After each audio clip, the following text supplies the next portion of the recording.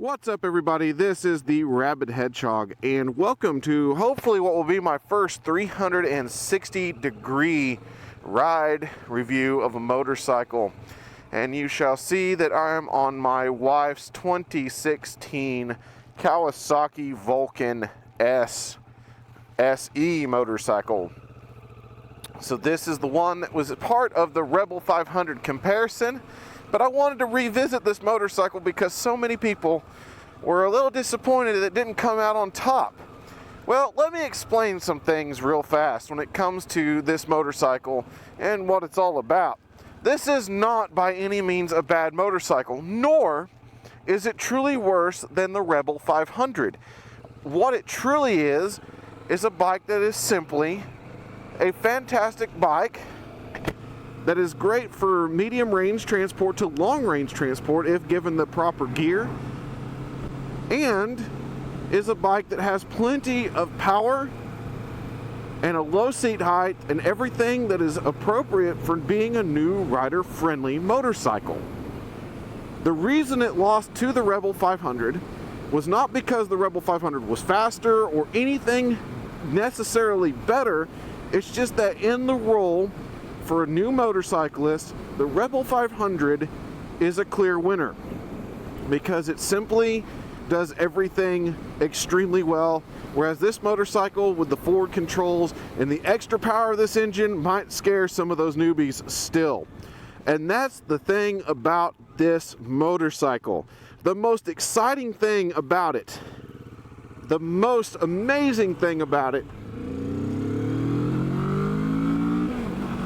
is that engine. I don't know if you can hear it, but this thing is based on the Kawasaki Ninja 650 engine.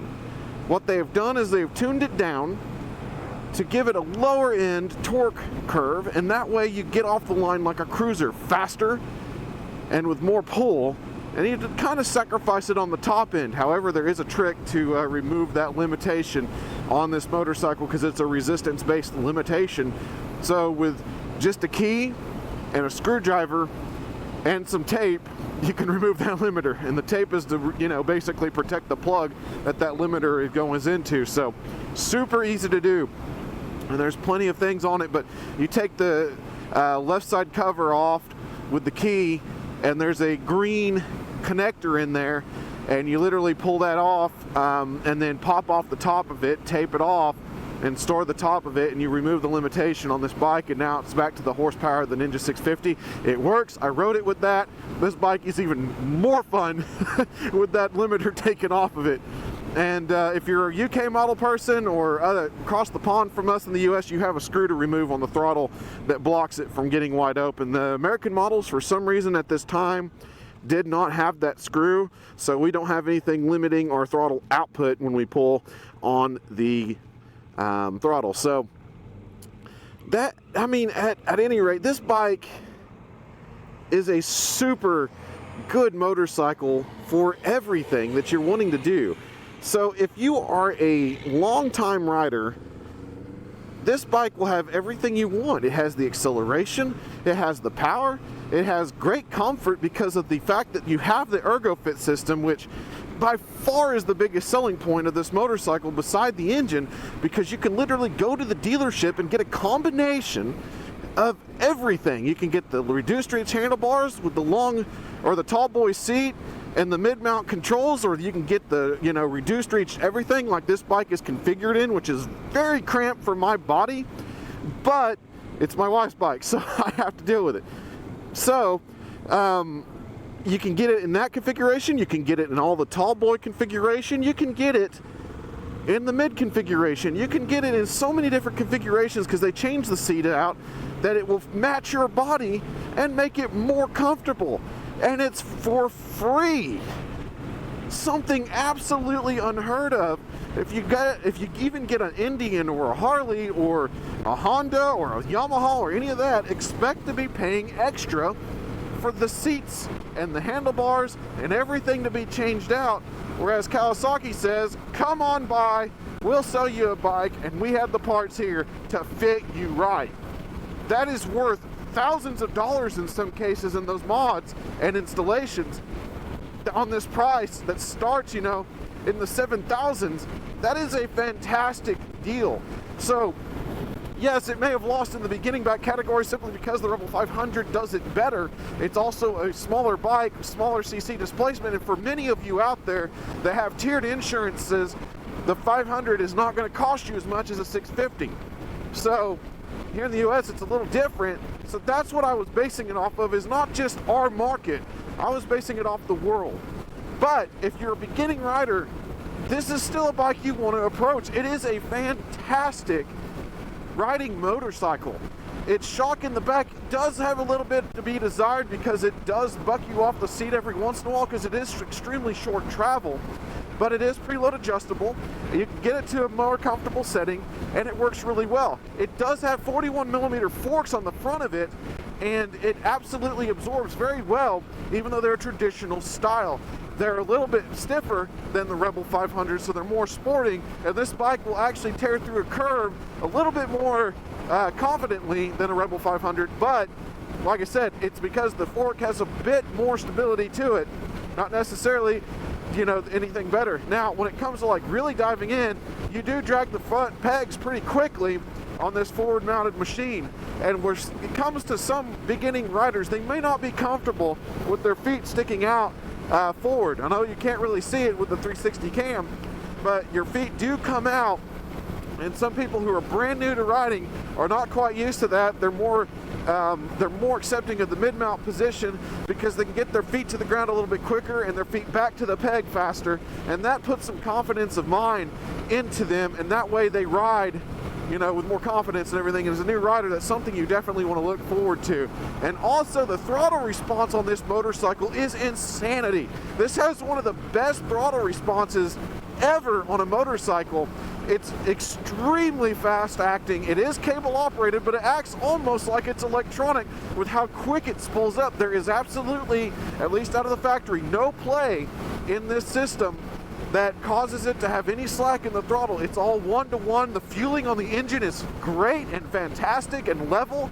Like I said, with even the teardown of the not teardown, but the drawdown of power that they did for this bike, it definitely still reacts so well. And the clutch on this bike is so buttery light. Every Kawasaki clutch is still cable operated, but it acts so lightly. It's so easy to use these clutches that this bike is super easy to ride. And the resistance and the friction zone begins right almost about an inch off of the grip. So it's not quite to the halfway point of the full release travel. It responds so quickly. So if you're a long-time sporting type rider and you're coming from a sport bike, you're going to love that reaction time. If you're a new rider, it might throw you off a little bit because you don't have as much room to your friction zone, but you're going to get used to that. You're going to get used to snapping into that power band so much quicker. And I mean, it's just so easy to pull. You can do it with one finger. Hopefully you can see that if you pull around to the 360. So it has so much great things going for it that if you're going to get a new motorcycle and you've been riding a long time, or if you are a brand new rider and can afford the higher price than the Rebel 500, and you can get used to forward mounted positions and you don't mind the engine power, then by gum, go ahead and get this motorcycle.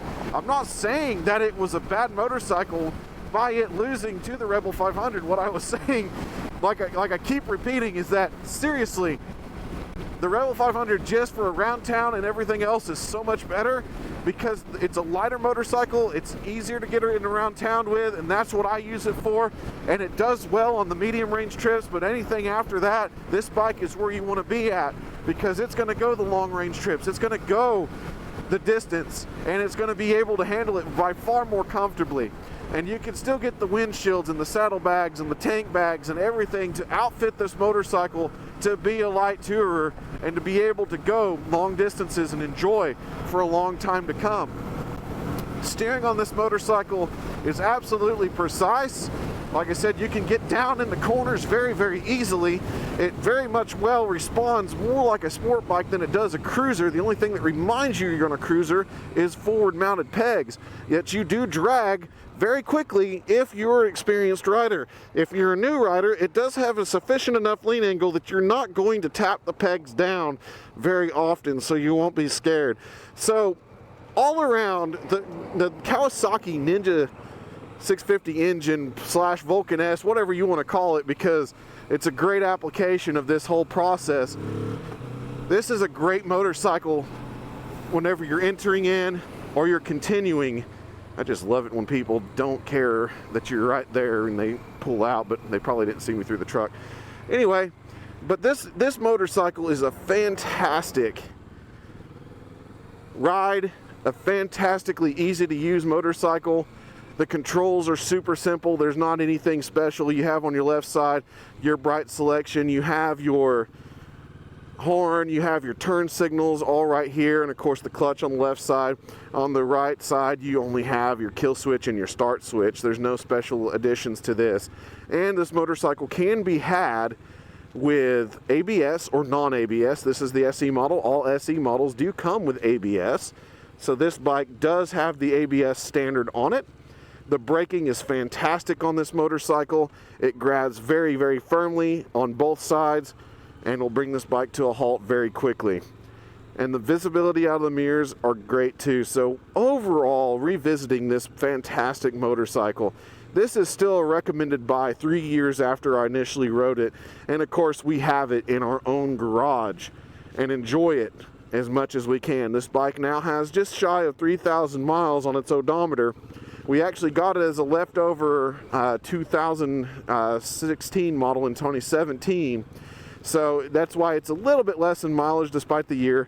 But my wife also rides it more often than I do, so she doesn't ride like I do in all sorts of conditions and weather.